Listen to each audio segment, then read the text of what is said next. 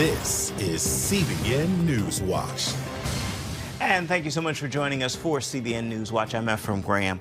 Let's begin this half hour in the Middle East, where the U.S. is striking back at Iranian militias, and Israel is preparing for a possible increase in war against Hezbollah in the north. CBN Middle East correspondent Julie Stahl has more. It's our top story. The U.S. says it's planning more attacks with Britain against Iranian-backed militias after carrying out dozens of airstrikes against targets in Syria and Iraq, as well as against the Houthis in Yemen, in response to the killing of 3 American military personnel in an attack on Tower 22 in Jordan last week. This was the beginning of our response. There will be more steps. Some of those steps will be seen, some may not be seen, but there will be more action taken to respond to the tragic death of the 3 brave U.S. service members. Conservatives have argued that the Biden team's weak retaliatory strikes have not worked so far, with more than 160 enemy attacks on U.S. bases or ships since mid-October. Still, National Security Advisor Jake Sullivan says the U.S. will respond to further attacks while also issuing a warning to Iran. From the perspective of Tehran, if they chose to respond directly to the United States, they would be met with a swift and forceful response from us. Meanwhile, another Iranian proxy, Hezbollah, has been ramping up rocket attacks along Israel's northern border, and Israel has responded by targeting their forces and military capabilities. Rear Admiral Daniel Hagari says since the beginning of the war in Gaza, Hezbollah aligned itself with Hamas. Hezbollah is trying to divert our attention from the war in Gaza, disrupting the life of Israeli residents of the north. The aggression and attacks carried out by Hezbollah are fully backed by Iran and are the service to the Iranian regime that wishes to harm Israel. Hagari says Israel is fighting intensely to reshape security and push Hezbollah back from the border, allowing Israelis to safely return home. According to the UN Security Council Resolution 1701, following the Second Lebanon War, the presence of armed Hezbollah operatives south of the Litani River is prohibited. Despite the UN resolution, Hezbollah turned southern Lebanon into its main stronghold. Meanwhile, the European Union's leading foreign policy diplomat, Joseph Borrell, is arguing that defunding the UN Relief and Works Agency would be dangerous because it would cut off aid, even as a video resurfaced recently showing Palestinian children at a school in East Jerusalem run by UNRWA bragging about wanting to murder Jews. And as Israeli revelations indicate, that UNRWA workers in Gaza participated in the October 7th massacre and kidnapping of hostages. All of this amid ongoing talks for a possible ceasefire and hostage agreement with Hamas. Israeli Prime Minister Benjamin Netanyahu says Israel won't agree to a deal at all costs to free the hostages held in Gaza. He says Hamas battalions must be destroyed, the terrorist infrastructure cleared out, and tunnels neutralized. Hamas seems ready to refuse the hostage release deal if Israel doesn't agree to stop the war and withdraw from Gaza. Julie Stahl, CBN News, Jerusalem. CBN Middle East Bureau Chief Chris Mitchell joins us now to continue our coverage. So, Chris, what is the latest with the hostage negotiations with Hamas? Well, right now, Ephraim, it looks like Hamas hasn't yet responded to proposals in Paris. A number of nations are meeting there on the following terms. They want a longer truce, a release of hostages in exchange for Palestinian security prisoners. But as Julie said in her report, Hamas is insisting on a deal that's going to end the war, and all IDF troops are going to have to withdraw from Gaza. Even though there are ministers within the government of Benjamin Netanyahu, they disagree on those terms. Those terms are non-starters. And as Netanyahu said, he's making tremendous effort to free the hostage, but not at any cost. Now, the goals he wants, just like Julie said, and these are a little more, that Israel won't end the war until its aims are accomplished, eliminating Hamas, bringing back all the hostage, and ensuring that Gaza will never represent a threat to Israel again. There's been a lot of activity on the northern border, one of them being Hezbollah ramping up rocket attacks. How is Israel responding? Well, Sunday, Ephraim, was one of the most intense days in the last several weeks. Israel is sending 3 divisions up north. They're warning that Hezbollah needs to go back to what's called the Litani River. That's about maybe 20 miles from the border. Here in Israel, the U.S. envoy, his name is Amos Hochstein. He's talking to Lebanon and Israel to find a diplomatic solution, and that would try to move Hezbollah back from the border. But some observers say since Hezbollah is so woven into the civilian population in the north, that might be unrealistic. On the other hand, Defense Minister Gallant is saying Israeli warplanes are pointing north, that they haven't used all their offensive firepower so far on Hezbollah. And also, they admitted and made public they've struck Hezbollah targets inside Syria. That's a rare admission. So Israel desperately wants to change the security situation on the north because about 80,000 Israelis have been displaced from the northern border. They can't or they won't go back unless the situation on the border changes. Really quickly, what are we learning about the UNRWA workers in Gaza participating in the October 7th massacre? Well, we know that at least 12 participated, some of them actually in kidnapping. Others were traced to sites on October 7th where there was murder and kidnapping. We know right now about 10% of the workforce of UNRWA is implicated in terror groups, and including Hamas in the Gaza Strip. So that's about 1,200 UNRWA workers. Many nations, including the U.S., has suspended aid to UNRWA. Some are calling it to be completely dismantled. And the question is right now, what group could assume the aid work that UNRWA does? And we'll see how we get an answer to that question, I assume, in the next few weeks. All right. Thank you so much, Chris. Must appreciate it. Back here at home, a group of bipartisan senators has released a bill proposal that includes a major overhaul of immigration policies and more funding in wartime aid. The bill includes $20 billion for immigration enforcement, which would hire thousands of officers and increase drug screenings. It also includes billions of dollars in wartime aid for Ukraine and Israel, and $10 billion in humanitarian aid for people in Ukraine, Gaza, and the West Bank. President Biden praises the bill, but some Republican leaders are not, including House Speaker Mike Johnson, who says the bill doesn't go far enough and would be dead on arrival in the House. Last year, a record 500,000 immigrants traveled through the dangerous jungle between Colombia and Panama, heading north to the United States. CBN News reporter Chuck Holton traveled to Panama, venturing deep into the area known as the Darien Gap, to document this unprecedented migration. The massive flow of migration that broke records last year continues to grow. That's panicking politicians in Panama and the United States as both countries are entering an election year. Still, many see this as their best chance to get to the U.S. I start in Iran and Istanbul, Turkish, and I goes to Cuba, Havana. Havana goes to Venezuela, Colombia, Darien Forest. Darien Forest come here. I'm about 4 hours upriver inside the Darien Gap, and I'm in an Embera village called Canan Membrillo. This house behind me is typical of the building style that they use here.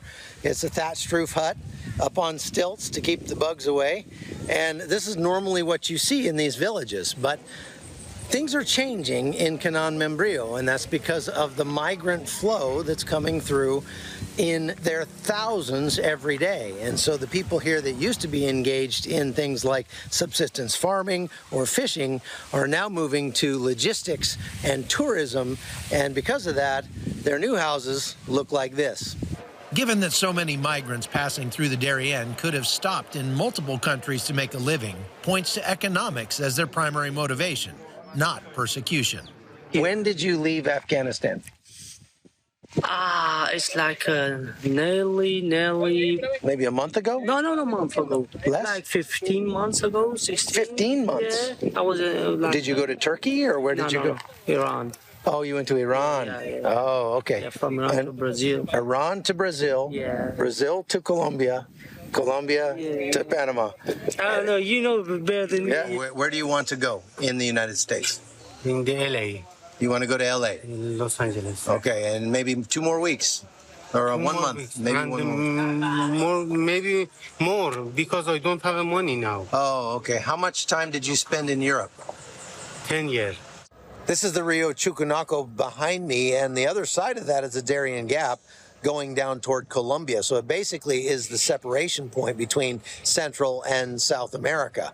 And up until this point, there has never been a road across here, which means that this is the furthest point south you can drive from North America. But as you can see behind me, that's about to change because they're in the process of building a large bridge that will connect these two sides of the river. And for the time being, they say this road is just going to go to some villages on the other side. But from the size of this bridge, it looks like that may have other plans in the future.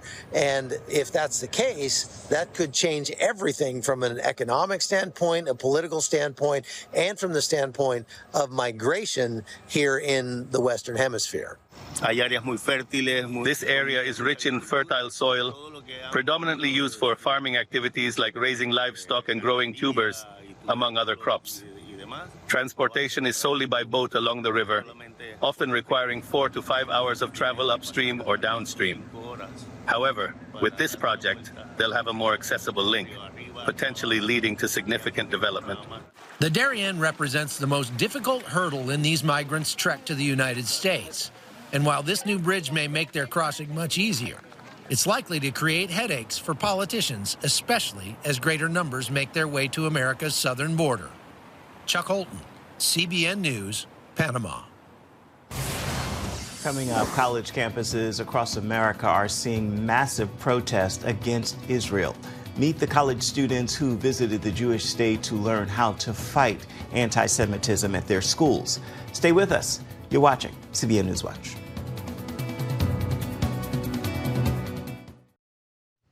Anti-Semitic incidents across North America dramatically increased following the October 7th Hamas attacks. Many of these acts are taking place across major university campuses, and a number of students from big-name schools are fighting back. One way they've done so was a trip to the Jewish state for what's called Take Action for Israel mission.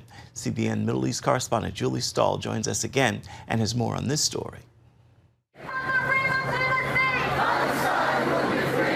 Right now, if you're a student in support of Israel on a U.S. campus, you're in the minority, and you may even be in for a fight. Knesset member and former UN Ambassador Danny Danon met with the students at the Knesset and encouraged them to develop strategies on how to fight anti-Semitic propaganda on campus. We are fighting the same fight. We are fighting evil. Today it's very hard to be supporter of Israel on U.S. campuses. Anti-Semitism is on the rise. We saw Palestinian demonstrations, violent. The students described some of what they had witnessed. The university got a lot more tense after October 7th. There were protest rallies from the Palestinian side and emails by the president that originally weren't so positive towards us. Shortly after the war starts and all these things start going around, like Israel's an apartheid state, Israel's genocidal, it turns into a rally of pro-Palestinian people chanting from the river to the sea. I have to go to class. I turn around, this girl grabs my Star of David necklace and goes, "You're a colonizer." I go to the University of Washington in Seattle, which is a very contentious campus. Since October the 7th, not only has anti-Semitism been on the rise, it's been encouraged. And the media in Seattle, the media around UW papers, Seattle Times, all of it has just left such a sense of despair. Danon emphasizes the importance of speaking up for truth. Social media, it's very easy to spread hate and lies, and I think the majority of the students are allowing it to become the narrative. I think for you shouldn't be afraid from taking the stand and building partnership, with Christian groups, with other organizations. Christians, looking at my social media, were some of the only people who were not Jewish to post about the October 7th massacre and who have continued to give me support. Carlson is the only non-Jewish delegate and says his Christian faith connects him with the importance of standing with Israel. My campus is unique. We don't have a lot of anti-Semitism, but at the same time, there's not a lot of support for Israel. My role is to establish a narrative for Israel, and that means sharing the stories that I learned from here back on my campus. Hasbara Fellowships are active on almost 100 campuses and are partnering with IsraelAmbassadors.com, created after October 7th to bring students to Israel to educate them to advocate effectively. They had to be leaders that were really active against anti-Semitism, so they had to be really effective already. Students say that being here will help them on their mission when they return home. Seeing firsthand is a lot different than online, all the pictures and videos. The police station in Sderot being completely destroyed, all the bullet holes, and hearing from survivors, hostage families, what they're going through made 100% clear that on campus I have to continue fighting. Meeting with the President Herzog, and I learned the stories about what happened. It's going to stick with me forever, but it's what I'm going to be able to use and bring that back to campus. I have actually joined a Jewish alliance group of legal professionals, of lawyers and notaries. I also want to take everything that I'm learning from speaking with political dignitaries. Danone tells CBN News that he wishes he could bring thousands of students to see the reality of what Israel is facing. They gained tools and confidence to go back home and to fight anti-Semitism on campus. Julie Stahl, CBN News, Jerusalem. Over the last 20 years, an American initiative to stop HIV/AIDS has saved millions of lives worldwide. Now, its future is in jeopardy. That's because some lawmakers fear this historic life-giving program is being hijacked to spread a liberal agenda abroad. Jennifer Wishon explains. Each year, America offers billions of dollars in aid around the world. But one program in particular has returned remarkable results. U.S. taxpayers have saved a generation of Africans through the President's Emergency Plan for AIDS Relief, or PEPFAR, created by President George W. Bush 20 years ago. At the time, HIV infected 30 million Africans, and 14 million children had lost their parents. In some regions, life expectancy had fallen by 20 years before PEPFAR reversed the tide. It has saved 25 million lives, prevented HIV/AIDS transmission from affecting children in 5.5 million children, making it wildly popular abroad and here at home. But today, PEPFAR faces an uncertain future. Its 5-year reauthorization is overdue, and some conservative lawmakers and pro-life groups are sounding the alarm.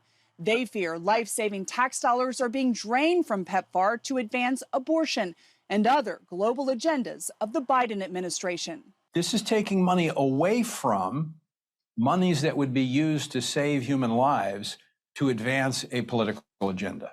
When President Bush launched PEPFAR and President Trump last authorized it, an executive order barred the program from spending tax dollars on abortion under the so-called Mexico City policy.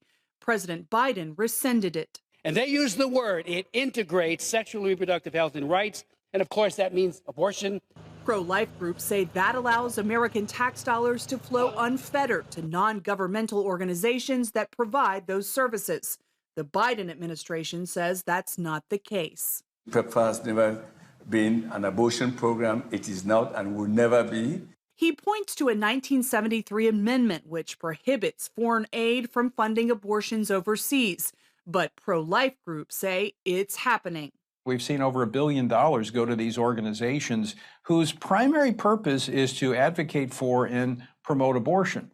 In addition to abortion, critics say tax dollars are also being used to lobby against pro-life laws in some African countries. Most of the African countries are solidly pro-life, and they are under siege by the NGOs that we are supporting. In a letter to Congress, 130 African parliament and faith leaders expressed concerns and suspicions that PEPFAR funding is supporting practices, including abortion, that violate our core beliefs concerning life, family, and religion. Still, many, including the founder of PEPFAR, argue the program is, by its nature, life-giving. President Bush writing, "There is no program more pro-life than one that has saved more than 25 million lives. I urge Congress to reauthorize PEPFAR for another 5 years without delay." Bush and others calling for immediate reauthorization argue the worth of America's international word is at stake. But Perkins calls pushing liberal values on our African allies a dangerous approach. We see the world right now almost on fire. And we have many of these allies in Africa where we see a lot of these terrorist organizations now moving to set up headquarters. We're pushing many of these countries that should be allies and have been into the arms of others, because we are forcing them to embrace an agenda that runs counter to the values of those countries. Now, while Congress deliberates, AIDS patients around the world are watching intently. It's saving a lot of people, especially here in Africa, here in Kenya, and even me. I'm here because of PEPFAR funding of ARVs. If it's not there, I'm dead. Jennifer Wishon, CBN News. We're sitting down with Grammy Award-winning recording artist Gloria Gaynor as she talks about her documentary, I Will Survive. It's hitting theaters later this month. Stay with us. You're watching CBN Newswatch. Welcome back to CBN Newswatch. Grammy Award-winning recording artist Gloria Gaynor is known for her mega hit called I Will Survive. But what you may not know is the song almost didn't become a hit. It's just one of many lessons learned in her new documentary. She talked with us about why she wanted to share her story now. I'm thinking that young people coming up behind me, and also people even my own age and between me and the young people, are having difficulties and problems, and perhaps a lot of them don't know how to get through them, don't believe that they can get through them. So I wanted to share my journey so that people would come to understand that you can get through all of this, especially with your faith. If you have faith in the Lord and you are purposing to follow Him and His directions and purposes for your life. Gloria Gaynor's documentary, I Will Survive, is set to hit theaters nationwide on February 13th. It's for one night only. You can catch our full interview with Gloria Gaynor this Wednesday on Studio 5.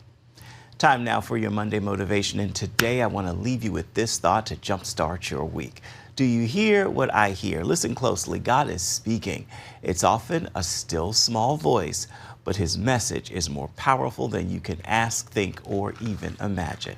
Again, listen closely and intently. God is speaking. With that word, I encourage you to make this a marvelous Monday. Well, that will do it for this edition of CBN Newswatch. I'll remind you, you can always find more of our news programs on the CBN News channel. You can find them there at any time as well as online. Of course, that's cbnnews.com. Take a moment. Let us know what you think about the stories you've seen here today or any day. You can email us. The address is newswatch@cbn.com. You can also reach out and touch us on Facebook, Twitter, and Instagram. Make it a marvelous Monday. Come right back here tomorrow. We look forward to seeing you.